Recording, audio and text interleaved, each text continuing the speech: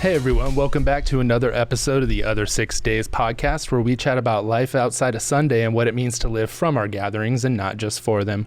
I'm your host CJ McFadden, here again with Pastor Ricky Jenkins as always, and on this episode we have some very special guests with us today, June and Lee Espinoza. The Espinozas are founders and owners of the Coachella Valley Boxing Club right here in Coachella, California, and they have had a transforming influence in the lives of athletes and youth for decades here in both the desert and around the globe. Today, they let us in their corner of the ring and provide some of the stories, highlights, wins, and defeats that they've encountered along the way. Today, if anything else, our focus is to celebrate and honor their contribution, influence, and impact in the various arenas of sports, community, culture, and life. Lee and June, welcome to the podcast. Thank you for inviting us. We are so excited. We're so happy to be here. we are honored that you are here to be with us. It's honestly kind of an opportunity for us to tell our church family and people who kind of care about what's happening at Southwest Church about the heroes of the Valley. Mm-hmm. So honestly, we think you two are heroes and your story needs to be told. And I think everybody needs to know exactly what God's been doing through you all these years. Yeah, especially God. I don't know what's happened because God is giving me that opportunity to do something like this. Yeah. You know, I was a gardener and everything, and then all of a sudden, let's go. Wow. That's so cool. Let's go. I love it. Well, the thing, like, he never boxed. Yeah. So why he started is just that he took my son one time, and my son says, "Hey, I want to do that." I can beat those guys. Let's go. Yeah, let's go. That's a God thing for sure. So we found a gym, and that's where. That's how you ended up where you're at. Uh-huh. Well, so while we were filming our upcoming At the Movies series, it's a new message series this summer at Southwest Church, you guys were gracious enough to allow us to film in your facility for that upcoming series. And so while we were there, we were introduced to an elite boxing facility, a gym, a community center, a boxing history museum full of awards, trophies, and accolades all over the walls. And they were covered with countless articles, newspaper stories, and a ton of community support as well. And then your guys' hospitality obviously made the whole experience just truly amazing. So maybe we just jump right in and start off and tell our listeners about how it all started, the humble beginnings of the Coachella Valley Boxing Club. Okay. Yeah, we started a long time ago, about 35 years or 40? We started in 1977. Okay. All right. I was born in 1977. Yeah, we started the program in 1977. So I know for a fact that's 48 years ago. Okay. Well, 48 years old. Well, that's what we started. And we started at a small gym. And then from there, we went to the Indio Boys and Girls Club. Okay. And then from there, we were at the old fire station in Coachella. Mm-hmm. And then when the boys got older and stuff and they were able to apply for grants, then they started, Lee went and talked to the city of Coachella. Well, let me tell the story first. Okay. I can go on and on. Yeah. Sorry. We had restaurant raffle cows and pigs and things like that to get money because since I started this program, all these kids, the parents, they don't have no money to take them like you used to. You know how much money to baseball? There's a lot of money. Yeah. Soccer, you have to pay a lot of money. Yeah. And in boxing, since we started, nobody has spent one penny. Yeah. And because of what we wanted to do, and so we started at the Boys and Girls Club with one bag, and then from there they keep telling us, well, we're going to use the gym because we have the police ones like this. And one time we had a national tournament that I go, man, we gotta train, and they go, well, you can train outside. Out there in the basketball court and things like that. So, when you're not wanted, like this. So I go. So I started going to Coachella and the city council, and I go, look at these kids. We're doing great. We had about 20 kids, and all those kids were, if I take 10 to fights, maybe 10 win or maybe one would lose, you know. And everybody was incredible, And that's what I said, that God gave me that gift to train people that I never boxed in my life, but to make 6 world champions from that club. And all the Mayweather, all the Roy Jones Jr., Bernard Hawkins, all the guys, legends that they've been in my gym. Bobby Chacon. I remember, Mr. Lee, when we, like CJ said, we're recording this sermon about the movie Creed. Yeah. And we always try to find these places to film.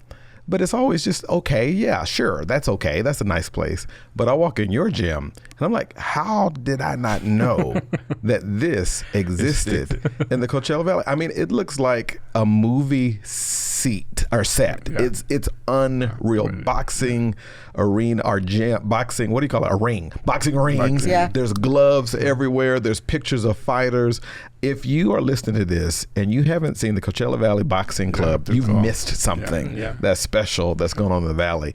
What was the why? Was it all about getting kids in a healthy environment? What was going on in your hearts to say, let's start a boxing club? Well, my son, like I tell you, we went to watch a show, and there was some little kids start by 6 years old. Before, now it's 8, but before you can start at 6 years old. Okay. So then we went, and we used to live right across the high school. And the high school, we look at the newspaper and said there was going to be some boxing. So I called my compadre. They said, nah, amateur. So I told my wife and my kids went over.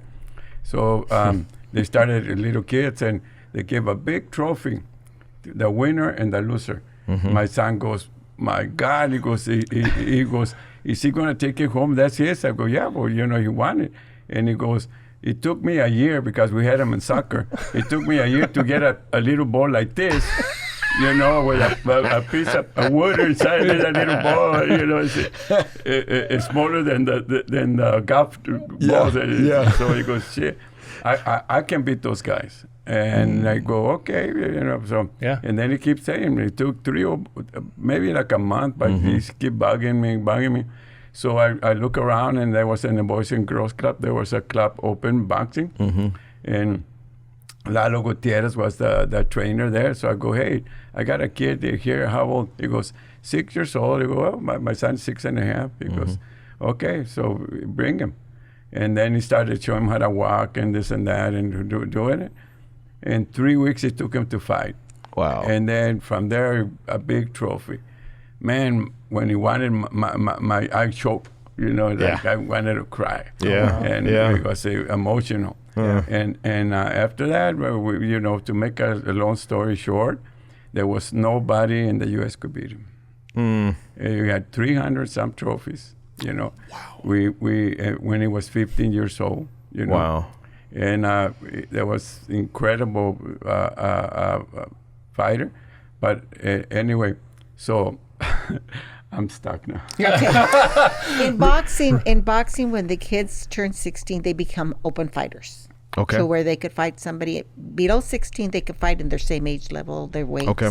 But when they go over there, they can fight a 20-year-old, 19-year-old. Oh, wow. So Lee at 16. At 16. Wow. So Lee lets them do another sport so they can build up. Well, we let him play football, and they broke his arm in one of the games. So he couldn't fight anymore. But he went, before that, he went to national champions and stuff like that, Marquette, Michigan, to a lot of them. But when he broke his arm, the doctor left him with his arm bent. And so he couldn't. But to make a long story short, when he was in college, he says, Dad, I need money for books. He says, get me a fight. And Lee goes, you can't fight. You got a an arm this So big. I took him to Oscar de la Hoya and Big Bear, so we can train, so you can see how he looked. And in about 2 minutes, Oscar put his hands down and he goes, I'm glad I'm not in your weight division, because Oscar was small, and Ruben now he went up in weight a lot. Yeah. And after that, I go, okay. So I got him 2 fights, and he stopped the guys in the first round. Wow. Well, with his arm, and because the commission wanted to make sure that but with the arm like that. So I was going to say originally it was because Ruben liked trophies, but then come to find out he just needed books for for the last, because he's in college and it's expensive, That's, so, and awesome. We're, like Lee said, he was gardener, I'm a housekeeper, so it's hard. Yeah. We don't make enough money for a lot of the stuff. But talking about God, there was always God help us. And something like this, we have a guy that we was running a clinic, and he goes, you know what, Lee? There's nobody can give you money. Forget those raffles. He goes, you need a nonprofit organization. So, so because nobody can give you some money. So he goes, I'm going to tell you what. I'm going to start you. So he was the president, and then he got, the CPA. He got a group of kids. I mean, guys that did the nonprofit. So once we got the nonprofit organization, and they goes, it showed us how to go up there and apply and things like that, and we started doing that. But that was one of the kids that I say that God, is always with me. Yeah. It's always something happens, it picks me up, and something like if you lose one of the sponsors, and here comes another guy. Hey, Lee, like believe it or not, I don't know if you know, if I tell you already, that the gym that we got there, we done it on donations. On donations, people that come and say, Oscar de la Hoya, he 40 pairs of gloves he signed, because I don't know if you know Roger Schnellenberger or you heard about him. Yeah. Okay, well, he came and we were in a party, and he came with, Lee, how are you? I go, good. And he sat down and he goes, when Julio fought in Vegas, I was in front row. When he fought in New York, I was in front row. In Madison Square Garden, I was in front row. And when he fought in Miami, I was in front row. I go, well, what do you do? He goes, I build houses. I go, you're the guy I want to talk to. And he told me why, and I told him the story. I go, you know what, we don't fit in there.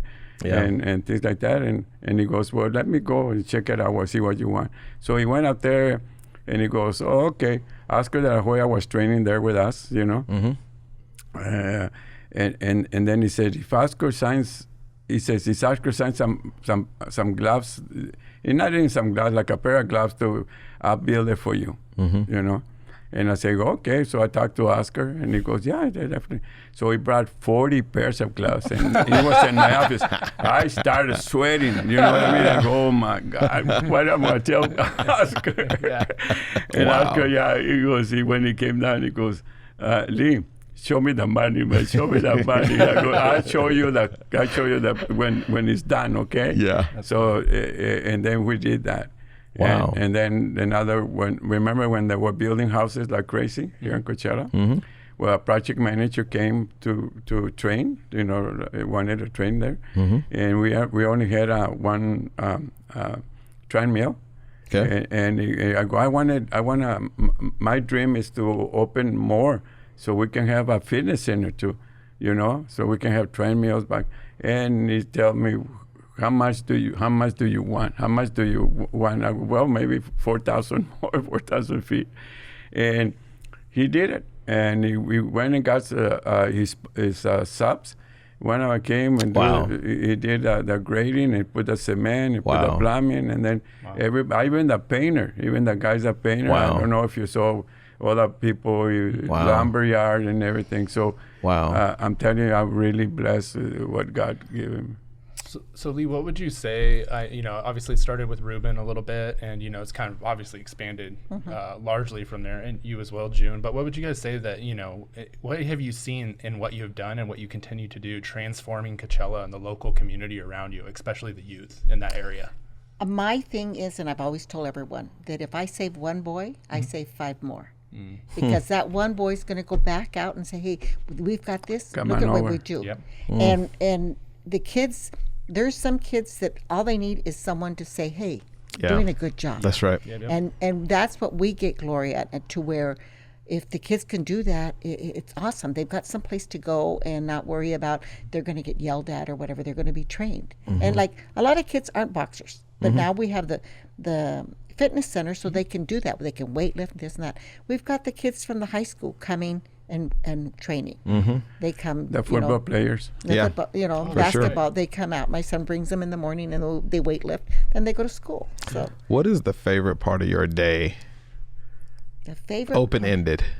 Because it seems like you guys come alive when you talk about what goes on down at that boxing club. Yeah, especially. It's our life. It's well, like me,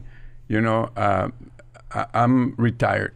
but not retired. You know what I mean? Not retired, like getting up in the ring, because that's my fear is like now I'm not fast enough to go in the ring and then come down. So I now enjoy it. When our fighters fight, I'm enjoying it. Yeah. But I'll be every day I'm there. Yeah. You know, Monday through Friday, and then you can see the kids that develop. Oh, this guy's going to be good, and on this one, and you know, so that keeps you alive. You know what I mean? Otherwise, I would have been in TV watching.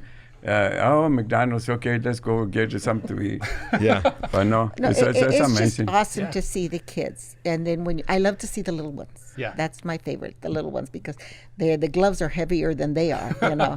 They're trying to hold them up. Yeah, but you know, to see, we even have older gentlemen that come and they train and whatever. They're not going to box, but they're going to train. And they have a facility. It's enjoyable. So I'm pulling up my Instagram. So this is the day that we record there, right? And I'm just naturally, you know, I took a picture with you, Lee, a couple of selfies and all this kind of stuff. And I just posted it. And I just said, wow, didn't know this exists. Thankful to Coachella Valley Boxing Club, whatever. The number of people who were, as the youngsters say, DMing me. Said, oh, Pastor Rick, I can't believe you went to my club. Oh, Pastor Rick, and I just had no idea. And I go straight to the grocery store. People are stopping me, talking about Coachella Valley Boxing Club that go to our church.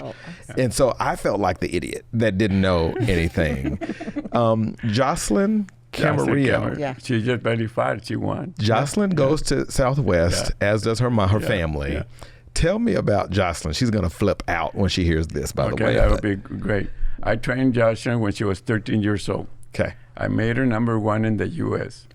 And so, you know, one of the girls from Charlie's Angels, one of the, I forgot her name, but anyway. Drew Barrymore. Yeah, Drew Barrymore called them. So they wanted, because she does a program. So she went to the program. So they invited her up there in New York, and then she went to the program. And then I keep telling her, listen, this is what they're going to tell you. They're going to tell you, what do you do with your spare time? You tell them you're going to be an actress or a model, okay? You want to go to college and be an actress or a model. And before she went up there, I keep saying it like this, okay. So after the program, she was getting the bag, and, you know, they talk about it, and she told her, what do you do in the spare time? Just watch movies. Oh my God. She goes, oh, Lee's gonna kill me. Lee's gonna kill me, because if you say that, right away she'll probably take a car and just say, call me, baby, when you know, right, and things like that. But 100%. 100%. Well, you're telling me that Jocelyn, this kid at Southwest, did you say she was number one in the nation? In the U.S. In the U.S. In the U.S. That means she wins all the tournaments. She's won all the tournaments. She's on different levels. So our church has one of the best female boxers in the country. Is that what you just said? Is that what that means? Well, it means it's like that. It means that there's nobody, that you already beat, you know, all the U.S. And she's professional. And she got 5-0, or 4 for 5-0. Oh, yeah. So right now she just barely fought this weekend, Saturday. Yeah. And she won. And so, but we got tons. That's just awesome. We have tons of like people, I mean, like that, you know? Like I told you. Who else? Yeah. Who else did you were telling me about? Diaz brother? Yeah, like all. Well, see, the Diaz brothers, I trained him, Julio, when he was 6 years old. Antonio was 8 years old. Wow. I trained him for 24 years until they retired. Now they got their own company. Now they got their own gym and everything. And Julio, 2-time world champion. Antonio, world champion, defended his title 12 times. The title. So it's amazing for a club like us. You know, like you said, you've been here and you didn't know nothing about summer. Right. And most of it, like here too. I'm here, but if I go anywhere, I can go to New York, we go somewhere like this, and somebody going to recognize me, and they're going to come take pictures of the legend, you come like this. Gone to, like Mayweather. Mayweather, we went they put him in the Hall of Fame of Nevada. Yeah. And we went, and they had people like this around him that nobody could get near him. Yeah. You know, so he was walking, so I went and go, hey, man, hey, and then he looked at me, he stopped and put the guys, and then he hugged me. And we have the picture right there. Yeah, so cool. My son took a picture. Wow. But all the world champions, they come and they told me, they hugged me. The commissioners from California, I can go to any state, anywhere, and if I go to a boxing show, they're going to recognize me, and they're going to come. Once they take a picture, and I'm taking pictures and get him in line. But then also amazing. now we have the Fondoras that were training at our gym. Okay. Now they're I believe in Tehachapi. Wow. But they still represent Coachella. Wow. And it's brother and sister are world champions in the pros, which has never happened. Oh, wow. And the girl has 5 belts. Yeah, 5 belts. There's organizations, 4 organizations: WBC, WBA, IBF, and WBO. Okay, so she won one of them, and then she went for the other girl had 3 of them. So she went and she got 3 of them, and then she fought again, and she won. And then they said, "Well, what are you going to do now? Since nobody." He goes, "Well, I like belts. What I'm going to do, I'm going to move up a weight." And get those belts, and then I'm gonna come down, and I'm gonna come down again, more down, and win those other belts. And believe me, there's nobody could beat her. I'm telling you. And the brothers are world champion. He was the WBC world champion too. Wow. He just fought Castasu, and he's gonna fight. Sue again. Yeah, but he's gonna fight this when? I think next month. Next month. But those are the guys we have all that world champions from this club, and it's amazing that nobody knows hardly from here. Like when you won a world champion, they do a parade. Okay, and we haven't been in a parade. But forget that. Yeah. But what I'm saying that Okay, we have world champions here in the desert, which, like you said, nobody knows about them. Gabi was just named Boxer of the Year, Female Boxer of the Year. And she's from here? From here. She was training here. They were from Florida, and they heard about our club and came here. Are you kidding me? No, when she was 6 years old. She was 6 years old, she'd been in the club.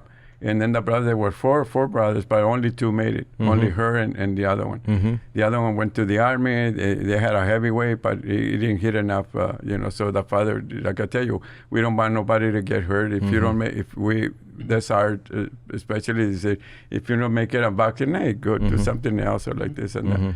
But yeah, and so Gabi is one of the girls that make history on USA Boxing. That's amazing. Have you found it helpful? And I guess my first question is, how many kids are a part of that boxing club community, number one? But have you found it, June, I love what you said. If I can reach 1, I'll reach 5. Have you found it helpful for kids 8, 10, 12 years old to be around that kind of greatness?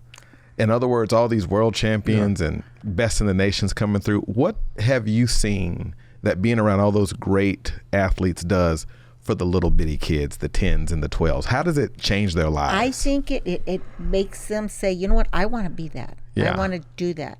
And, and then I tell the kids, but you have to go to school. You have to study. Boxing is not something, not everybody can make it, but this is a sport that you can build your body, build friendship and discipline and stuff. This is what boxing does. Because not everybody's made. There's different. We've been in all kinds of sports, mind you, but boxing is Lee's dream. Sure. But like Lee was saying, my second boy didn't make it in boxing, but he went to college and played rugby, and I'm like, I'd never heard of rugby in my life, So it's something, but now he coaches and stuff like that. That's amazing. It's awesome, Wow. But if we can reach the kids, hey, and like I say, whenever there's a Rocky movie, we get an influence of so many kids coming into the gym. Yes, before honestly. It's a Rocky movie. Everybody wants to be a boxer. Like crazy. And we get That's amazing to me. We get between 85 and 100 people a day. And we're open from 5 to 9. You can see how many people we had, about 20, but now 100 and something or 80 something. So sometimes it's so crowded, you know. Yeah. And then I tell him, I went the other day, I go, baby, it's hot in here. Put the air conditioner. He goes, they don't want the air conditioner. I go, I can't be in here. It's just a little bit. Because they get a better workout. Yeah. They want to be warm. They want to be sweat. They want to sweat, you know. Wow.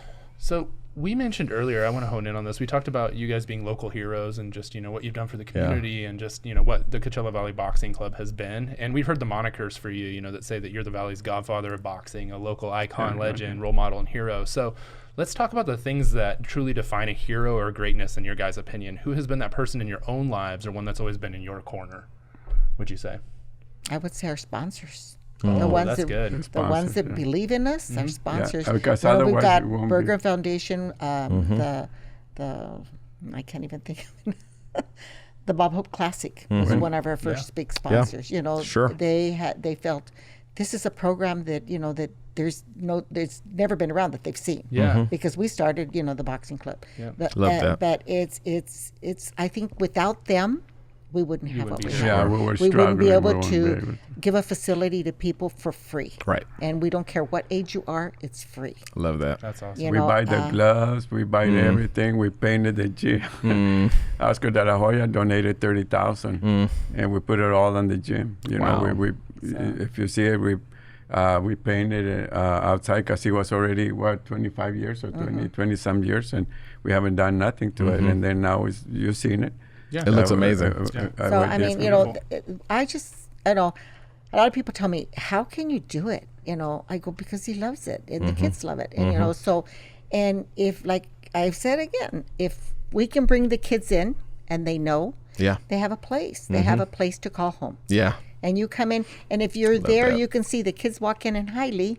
Hi, everybody shakes everybody's hand. Yeah. And the boxing, I like that you compete and you're your friend next. The fight's over and you hug each other. hug Okay. each other. And you know, it's a different type of thing. But like I say, all sports are great, but this is our I'll tell you what I love about it, and that is happening here. What I love about kids being involved in boxing is that I worry sometimes about the softening of our culture. And I think there's some good in it, but I think there's some harmful in it too, where some of our kids that we're raising, they call it the age of gentle parenting.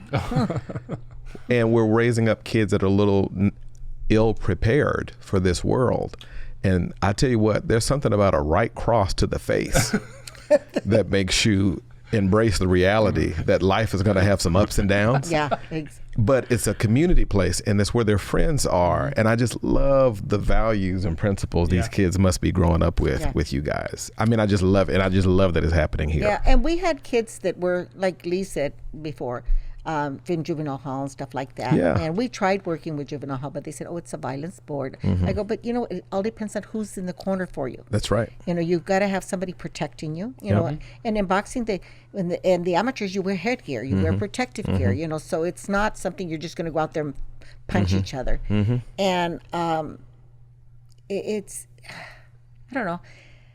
The kids just love it. I mean, you know, when Lee got sick one time and I had to close the gym, and they go, June, please let him come back. I go, it's not that I don't want him to come back, but he can't come back. When he gets better, he'll, you know. Yeah. So then I told her, you know what, I'm going to have to open up the gym so that, you know, the kids can be there, you know, because that's their livelihood. They want to be there. They want to train. They want to, you know, and we enjoy it. I mean, I love it too. Well, when I was younger, that would have been a perfect place for all the energy, tenacity, the discipline. Like I was one of those kids that just needed to be wrangled. And so you were telling me earlier that just how much that has been for a lot of those kids that don't have any outlet for that. And so they have a place to come and just really, I mean, even to be honest, to get out some of that aggression, that younger angst in some of those boys and stuff, and really just, you know, maybe beat a bag or, you know, and you said it's learning to temper that as well. There's some opportunity in it, right? Yeah. You were saying, Lee? Yeah. You know, you even recognize, what was the story about your son and with the fighting exactly. thing?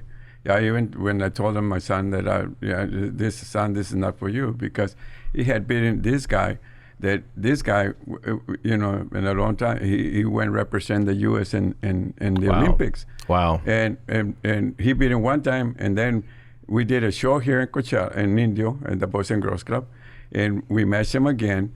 and he lost his school. He forgot about boxing, and he just went at it. And I go, sorry, son, this is not for you. And that's why it takes, like I tell you, they tell me sometimes I harsh or something like that. He's very harsh with the kids. Harsh because I tell him, sorry, this is not for you. But you don't have to go. You keep coming here, baby. We'll go like this, and you work out, train. Yeah. Because anywhere you go, baseball, they're good people. Boxing, there's good people. They never fight in school. Look at, we've been, like I said, 40 some years, 45 years or whatever. We were doing that. We got number ones in the world, number this and that. They all graduated from high school, from CV. Wow. Okay? Like Graviela, and they got Sylvester, they graded. The Diaz brothers, they graded from CV. Nobody fought. They fought in Madison Square Garden. We fought in Africa. We fought in Japan. Wow. And that's how we fought all over the world. We fought in like maybe 6 times in Madison Square Garden. Wow. We had a boy that unbelievable. The principal called us and said, hey, can you take this kid? Because we can't handle him. We can't handle it. So we went and brought him, and, troublemaker. But I tell Lee, if you treat the kids with respect, they're going to respect you back. But if you look down on them, they're not going to. Who are you to tell me? But you have to be their friend, but at the same time show that you have the authority. They don't have it. So these kids, he goes, how do you do it? Because they'll come in, hi. And I go, because we treat them with respect. We don't look down at them. And like I say, kids need that. Kids need to know that they have someone in their corner that'll be there for them. What would you guys say is the legacy that you would love for the Coachella Valley Boxing Club to leave? Like, what kind of legacy would you hope that leaves in the community? Continue, that it continues, that when Lee isn't here around, that someone will come up and step up. I believe maybe Marcos, which is our second hand, will probably take over and stuff like that. We'll probably be the background as we are right now. But, I think Marcos would be the one that would be ready, or somebody else will come around. And what about in the community for the people? What do you hope that it does for them? Well, that they believe in us and continue, helping us, because without their help, we wouldn't have anything. Like the other story that I have, who will believe people, like if I talk to can Oscar de la Hoya slept in my garage. Who's gonna believe that? So all that stuff, that's for him to. And like we have, we're helping. Where's the coach from Arizona, honey? Or where we send the equipment to? If we have equipment that we don't use longer, we send it to another boxer. Okay. The past boxer, and so that he can help with his gym because he doesn't have the money. That's Marco's son. Okay. And he beat Ryan Garcia. There was nobody. I don't know. You don't know Ryan Garcia. You know who that is? Ryan Garcia. I don't know. Right now he's like Oscar de la Hoya. He's another Oscar de la Hoya. He's another Oscar de la Hoya. I know Muhammad Ali. I love it. Any stories about him? Well, so we always hope that our conversations are engaging here, and and this one definitely was. But we also want to point people to helpful information and resources. So, what are some of the ways that people can support you, follow along, learn more, or get involved in your guys' mission and what you're doing? By donations or going. We tell people just come and watch. Just come and see what we have. So that you can see it's not just us wanting this and that. For us, it's for the kids. Where they have, like I say, some place to be. I love it. I'm gonna send you some films. Okay. Like the kid I'm training right now is 10 years old, but 50 pounds. 50 pounds is like nothing. Wow. But that kid has it. You're gonna see the way I train him and the way we train him. I would love to see that. And to me right now, I already told him we're going to put him in the state of California. There's a tournament for the state. I'm going to put him in there. Wow. And wow. That's how much faith I have. And you know what it takes, so you can see it. You got the eye. And what we've done for the kids too is when we started, maybe we had been in it maybe 5-6 years. We took groups to Hawaii. Wow. Which those kids would have never gone to Hawaii. That's right. Yeah. That's right. You know, I've never been to Hawaii. Lee went 3 times. I went once. Okay, but you know, to get the kids, and what I liked when we went to Hawaii, the people there take the kids. Yeah. And that was the so police. they're in their homes. They're in their homes, and then they bring them to the shows. Yeah. Okay. So that's what it was. It wasn't really a big competition. It's just to get the kids to know what culture is and stuff like that. We used to, for 25 years, we would take them to Arizona for a whole week. We took them to, where did we go, honey? Where the people were giving us something. We took where did we go? Anyway, we took the kids swimming. And I go, Lee, the kids are barely swimming. We're not going to go to a restaurant. Come on. So we went and sat outside a store. We bought chickens and some bread. Amen to that. And the people, that's how I was raised. A man came up and he goes, hey, there's some cardboard boxes over there you guys need. They thought we were homeless. They said, no, we're at the Marriott right here. Right. Oh, yeah, we're good. Just in case. Albuquerque. We were at Albuquerque. It was hilarious because the kids were all, I love that. So, I love that. But this is an experience also for them. It's not just our boxing where they get to go and compete. Yeah, they're experiencing life. Yes, exactly. Yeah, they're having experiences. They're getting out outside their neighborhood. I used to pastor in Oakland, California. Oh, okay. And, you know, Oakland's surrounded by these hills on the north, and you got this inner city that's just this harsh environment. And when we get kids in our ministry, first thing we would do is take them up to Tahoe or take them up to the snow or take them somewhere. Yeah. Because they'd never been on the other side of that mountain, you know? And so I just love that kind of, it's an imprint on their lives they'll never forget. Exactly. They will never forget you guys for what you've done for them. Well, we have another one. I'm going to show you the newspaper clippings. We make history on USA Boxing because it have never happened that 2 people from the same club got Outstanding Fighters of the Year. Wow. We had Silali Ortiz and Gabi Fundora. And there's a story there why we made it because how. And so I'm gonna give you guys that'd be great a reading because Silali Ortiz, she won the world in India. And it says there, Silali Ortiz, unknown, came over here. And she's from right here. From Coachella. He goes, unknown, Coachella, California, la, la, la, la, la, la. They didn't, the nerves, got to no nerves. She came and she walked away as a world champion. Wow. And then Gabriela, she got all the USA boxing, all the USA nationals. She swept all the nationals. So there was history on USA Boxing that never happened. 2 people from the same. And we don't only serve just Coachella and Indio. Kids come from Cat City, from DHS, from everybody to come and train. That's a long way to come and train at a gym. Yep. But they're there every single day. Says something about what's happening. Well, we'll include all of this in the show notes. We're going to include a link to your guys' website and just some other ways that people can go check things out and find out address, hours, all that stuff, and see how they can come down, check it out, and get involved. And then also, we're going to have our At the Movie series coming up for this summer, or it should be out already by the time this podcast is out. So we'd invite people to come see that. You can see some clips of the boxing ring, kind of check that out and see what's going on down there. That's right. And we'll have a few other things in there. But any last comments or thoughts before we wrap this thing up? No, we're just. I got one last comment. What's it? Thank you on behalf of the Coachella Valley, on behalf of Southwest Church, for being beacons of light in our community for almost 50 years. Thank you for all you've done for the children of this valley. It is awesome. To Coachella Valley Boxing Club for floating like a butterfly. Stinging like a bee. Well, there you have it, guys. Thanks again for joining us on another episode of the Other 6 Days podcast. Be sure to hit that subscribe, follow, share, and like. Spread the word. And as always, take what you've heard and turn it into something you can do to further the gospel in the world around you. Until next time. Peace. Thank you.